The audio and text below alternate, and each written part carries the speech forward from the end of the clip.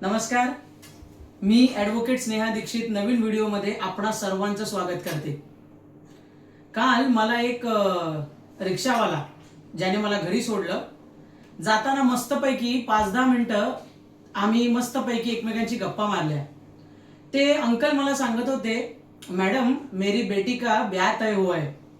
UP बिहारचे होते आणि हिंदी भाषिक। आणि मी म्हटलं त्यांना कॉन्ग्रॅच्युलेशन्स केलं, म्हटलं अरे वाह बहुत अच्छे।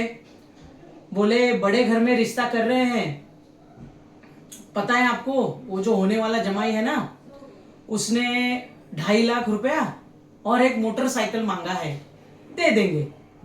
और पूरी शादी के लिए कम से कम मैडम 15 लाख रुपए का खर्चा तो होगा। अब ये 15 लाख रुपए का कर्जा तो मैं ले लूंगा मैडम, लेकिन ये फेडने के लिए मुझे कम से कम आगे 6 साल तक ऐसी ही धूप में रिक्षा चलानी है। मी सगळं काही ऐकून घेतलं, कारण त्यावेळेला तो जो रिक्षावाला होता ना, त्याच्यातला एक बाप, एक वडील ज्याचा आपल्या मुलीवर अपार प्रेम आहे, तो एक व्यक्ती बोलत होता। पण ऑफकोर्स बाय प्रोफेशन एक लॉयर असल्यामुळे स्वतःतला लॉयर पण तर एक जागा झाला आणि असा विचार करत होता की काय बोलू, काय करू या लोकांचं, की हुंडाबळी किंवा आज समाजामध्ये आपल्याला माहिती आहे की कितीही मोठ्या घरामध्ये आपण मुली दिल्या तरी आज डोमेस्टिक व्हायलन्स किंवा हुंडा किंवा हे असे पैसे जे आपण आधीच जावयाला देतो लग्नानंतर, त्याची एकदा जी सवय लागली की आपल्या घरातल्या मुलींचे कसे हाल होतात ह्याची जिवंत उदाहरणं रोज आपण आपल्या न्यूजपेपरमध्ये वाचत असतो। परंतु तरीही समाजात आपण बदलायला मागत नाही आणि मग त्याच समाजाच्या नावाने आपण शिव्या घालत असतो। मला सांगा, मी रूढी परंपरांच्या मागे किंवा पाठी किंवा त्यांच्या अगेन्स्ट अजिबात नाहीये, किंवा तुम्ही मोठे लग्नांचे समारंभ करू नका, मी ह्याच्या सुद्धा अगेन्स्ट नाहीये।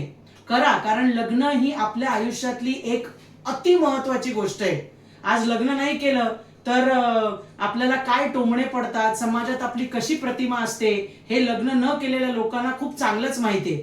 परंतु ह्याच्या व्यतिरिक्त ही तळमळ का आहे सांगण्याची, कारण लग्नानंतर गाडी कुठेतरी अडकली, घसरली तर कौटुंबिक न्यायालयामध्ये जे हाल होतात ते बघण्याकरता आम्ही लॉयर्स तिकडे उभे असतो।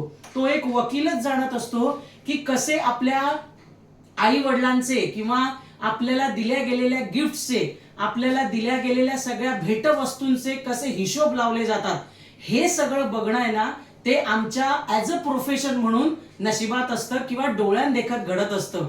आणि मग जेव्हा लग्न समारंभातले चवीने पदार्थची चव घेणारी पाहुणे, अरे अरे आज ह्याच्यात काय चांगलं नाहीये, अरे ही साडी ना मला चांगली वाटली नाही, काहीच दिलं नाही, हे टोमणे ऐकणारे लग्न समारंभातली लोक देखील आठवली जातात।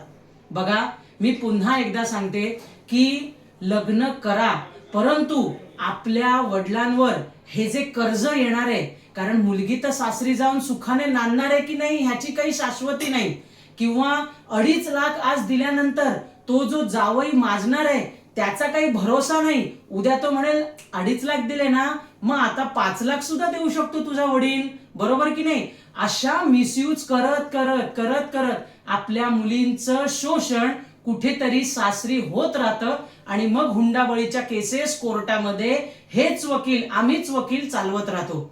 आज ही तळमळ ह्या करताय, हे आज व्हिडिओ बनवलाय, त्यांना काही बोलले नाही मी, परंतु जेव्हा आपण समाजातला एक महत्वाचा घटक असतो आणि समाजात अवेअरनेस करता हे व्हिडिओ बनवले जातात, त्यामुळे असा एखादा क्षण, एखादा व्यक्ती पुरेसा असतो ज्याच्यावरनं हे अवेअरनेसचा व्हिडिओ करणं मला कुठेतरी फार योग्य वाटतं। आज मुलींनी स्टँड घेणं आपल्या लग्नाकरता किती योग्य आहे हे मला तुम्हाला विचारायचं आहे। कमेंट्समध्ये जरूर सांगा की आपल्याच लग्नाचा डिसिजन किंवा आपल्या लग्नामध्ये काय खर्च करायचा, कोणाला बोलवायचं ह्याचा डिसिजन जर मुलींनी घेतला तर तो काय चुकीचा आहे।